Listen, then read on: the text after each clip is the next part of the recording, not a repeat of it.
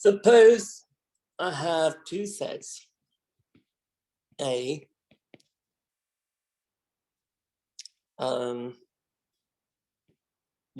2, 4, 5, 7, 8, B, 3, 6, 9, 12, 18. And I want to find the cardinality of the set A union B.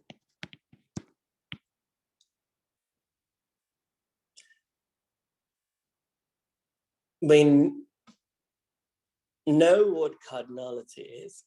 We know what A union B is.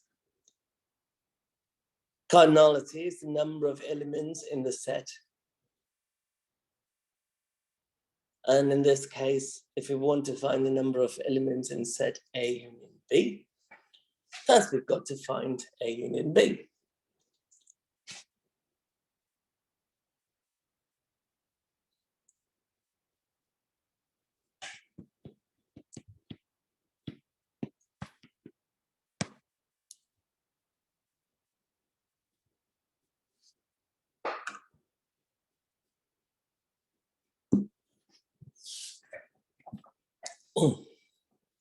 So A union B here would be 1, 2, 3, 4, 5, 6, 7, 8, 9, 12, 18.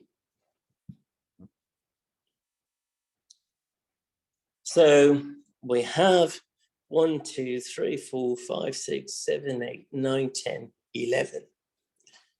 So the cardinality of A union B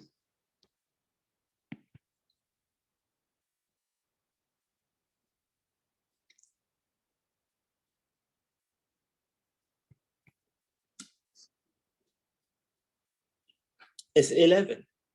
You merge those two together. Now, what is the cardinality of A? It is 6.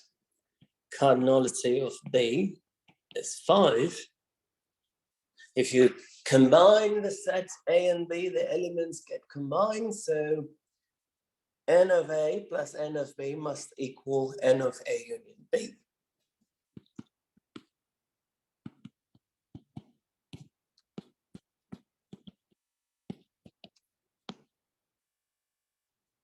That's one. Or case 2.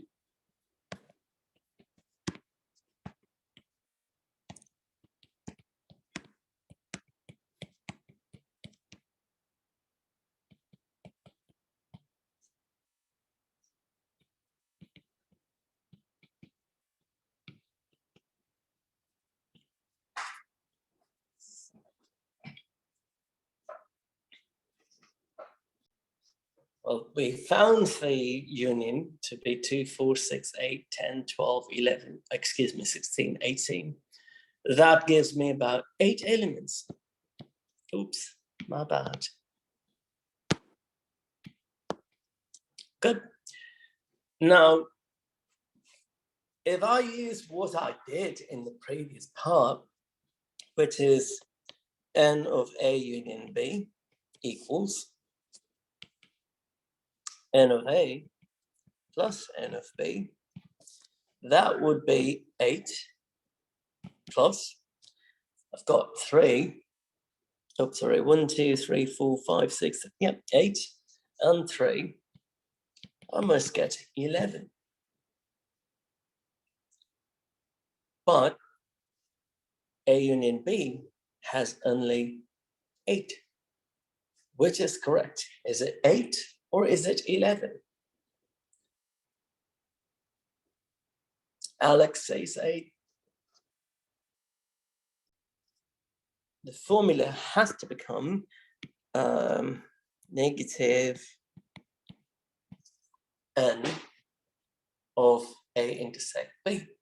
So 8 plus 3 minus 3, I get 8. So as a golden rule of thumb,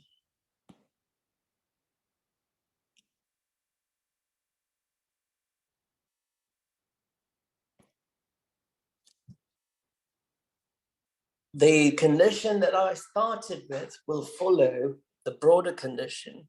So this is what we always use, that is generic. And why so? Even if you use this generic formula, or I shouldn't say even if you always will get the correct answer here, because what is the cardinality if two sets are completely disjoint? They'll have nothing in common. If things are in common, that's when repetitions happen. That's what we all discussed here. Great job.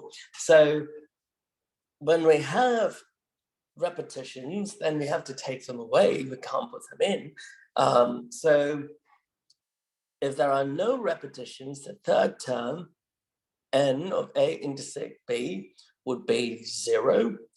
And that will reduce to n of A union B equals n of A plus n of B.